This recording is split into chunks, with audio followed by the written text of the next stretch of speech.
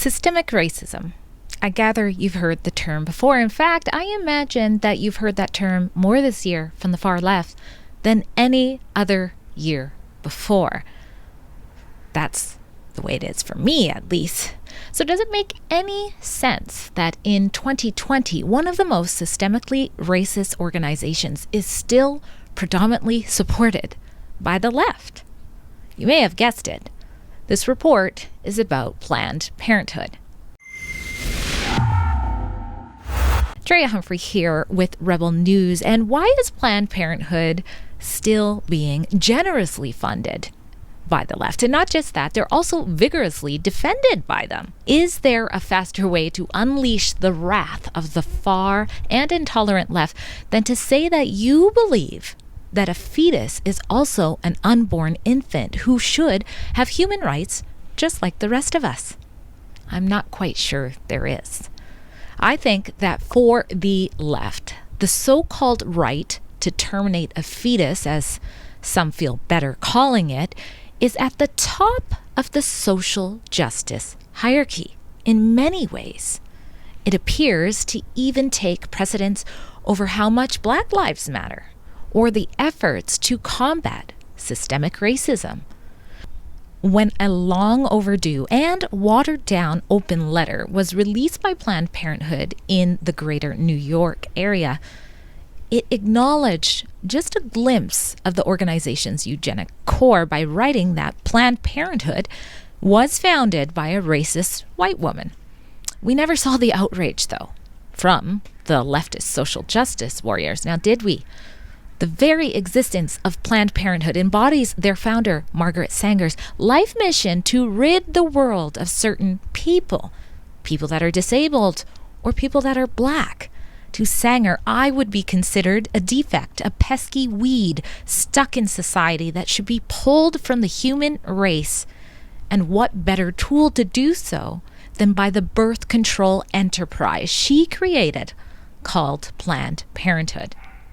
But at least some leaders are tired of waiting for more people to look beyond their biases and take a stand against Planned Parenthood. And they're not afraid of Kamala Harris when doing so. As reported in Newsbreak, the National Black Pro-Life Coalition has filed a racial discrimination claim with the U.S. Department of Health and Human Services against Planned Parenthood, asserting they have been targeting Black women and babies for nearly half a century. To get more insight on this claim, I sat down to interview Catherine Davis. Davis is a civil rights leader and the founder and president of the Restoration Project. And she has partnered with the National Black Pro-Life Coalition for the claim. Now, she spoke candidly from me, from a place of being a pro-life activist, as well as someone who understands what it's like to have an abortion, as she's had 2 of them before.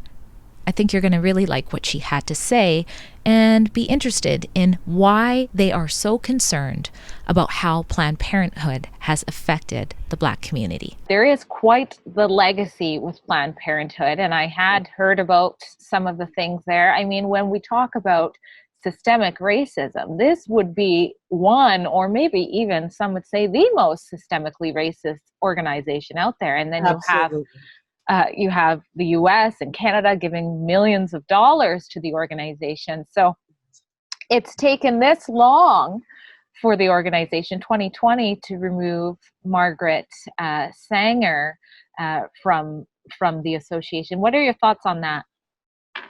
Well, they can remove her name, but the racist behavior is still in their hearts.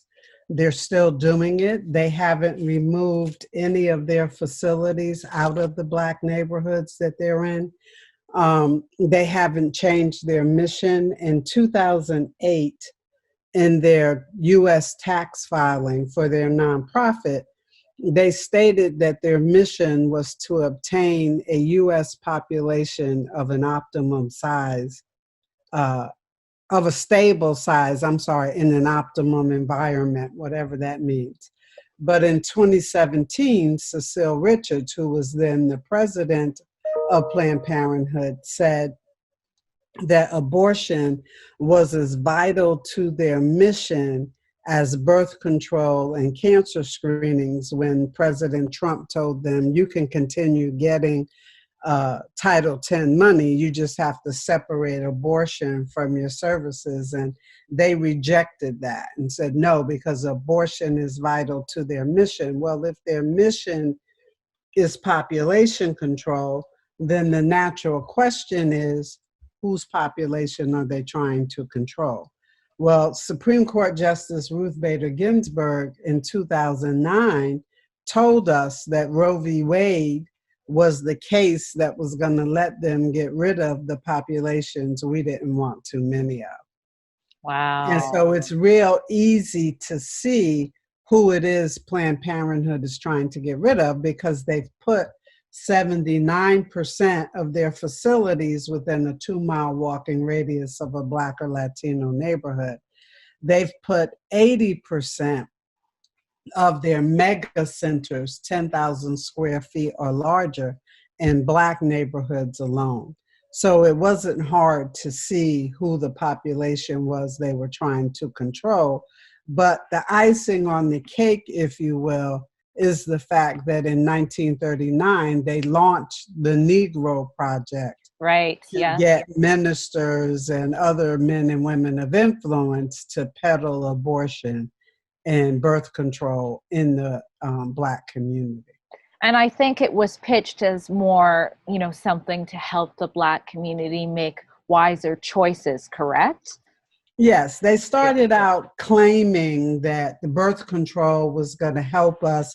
And you will hear today some of the abortion apologists say that it helped Black women evenly space their children. Mm-hmm. That's the lingo that they use. And they also use civil rights lingo to say they don't want to deny access to reproductive health care to women of color. And if you try to legislate anything related to abortion, the first thing they will say is you're denying women of color access to abortion. Wow. Yeah, I believe Margaret Sanger, she looked at, people that she felt weren't worthy humans as weeds to the population. And the big part of Planned Parenthood was to eliminate those weeds. And so now here we are in 2020. And like you're saying, those Planned Parenthood clinics are still in Black and impoverished areas. And why do you think there's not as big of an outrage in 2020 about this as, George Floyd, for example? Well, I think it's going to happen. Once the word of our complaint to Health and Human Services gets out, where we clearly document the purpose and intent of Planned Parenthood. But the other thing we have to remember is that they build abortion as if it was a civil right. Right. That it's a right for women to be able to have bodily autonomy and control over their own bodies, etc. Mm-hmm. So you're bumping up against civil rights, women's rights, and then the rights of the child in the womb. Do they have any rights? And that's what we are looking at and asking HHS to determine if the manner in which Planned Parenthood has chosen to provide their services violates the Civil Rights Act of 1964 because it's having such a negative impact on Black women and their babies. Right. So there's this coalition of lots of Black leaders, and you guys have come together and basically filed a racial discrimination complaint. Right. Correct.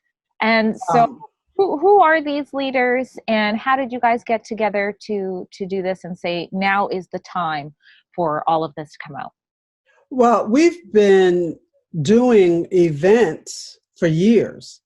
But the problem is that Planned Parenthood has had such a powerful presence in America that they've been able to suppress the voices of the Black community. For example, last year, we did a major event to protest Planned Parenthood constructing 3 more mega centers in Black neighborhoods. We called it the National Day of Mourning. The media came out and interviewed people, but not one of them printed anything about the event. So, but we started meeting together in 2010, 2011 timeframe. And it is leaders who have their own organizations across the country, like Dean Nelson, who's the head of Douglas Leadership Institute and the Frederick Douglass Foundation. Yeah. You have Zena Hackworth, who's in Missouri for More Rebellious Members, and Connie Eller, who's also in Missouri with Black Missourians for Life. You have Walter Hoy, who is in California. He leads the Issues for Life Foundation. Ryan Bomberger, who is in Virginia, he leads the Radiance Foundation. You have Sylvia Johnson in Houston, who leads a pregnancy center that is right next door to that mammoth Planned Parenthood there in Houston. Christina Bennett, who is in Connecticut. Angela Mentor, who's Sisters for Life in Kentucky. So we're all over the nation, but Wow. and we come together periodically, as I said, to do events. It's just this time we decided enough is enough, particularly once Planned Parenthood's employees came out on June 18th and acknowledged that Planned Parenthood was a racist organization and that Margaret Sanger was racist. But the interesting thing for us was that a month later, the president of the board of the Margaret Sanger Center in New York acknowledged causing reproductive harm to women of color. So we decided, let's help America understand what that harm is. What would you say to people who, like you said, can't seem to separate the concerns with an organization that is systemically racist and seems to be targeting the Black and the Latino community? How would you explain how they can separate those kinds of concerns from, a woman's right to choose? It's a hard one. Yeah. Right? Yeah, it's almost like they're schizophrenic, right? Because on one hand, you will have abortion defenders to openly admit that there is a, quote, racial element in abortion and how it's being implemented around the world. But they will then refer you back to slavery and say, but Black women deserve the right to determine bodily autonomy, and they shouldn't be told, like they were during slavery. They shouldn't be forced to give birth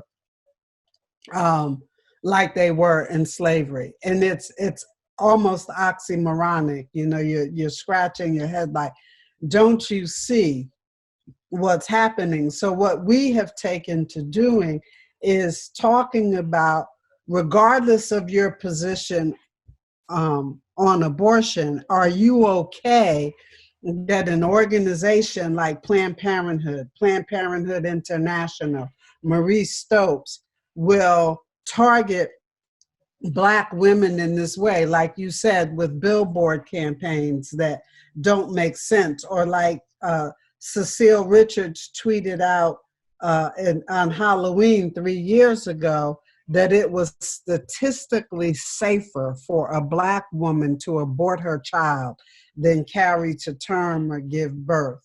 Wow. That's just disgusting. It's disgusting. And so we have to rise up and say, you know what, enough of this foolishness. 20 million Black lives, more than 20 million. We don't actually know the real number that have died in an abortion mill in the United States, but we know that it's at least 20 million. That's more than the entire Black population in America in 1960. So Yeah. thank you so much. It was great talking to you about this. And you Awesome come from a talking. perspective of both sides. You know what it was like to have an abortion, and you know what it's like to have concerns for what we're seeing happening for years from Planned Parenthood. So please keep us up to date so we can also follow the story closely. And thank I you. sure will. Yeah, thank you for so much. having me. Here at Rebel News, we bring you the other side of the story, even if that means giving a voice to pro-life activists who are not afraid to expose Planned Parenthood. If you'd like to support the independent journalism that we do, please head to helprebelnews.com. We really appreciate any donations you can give there.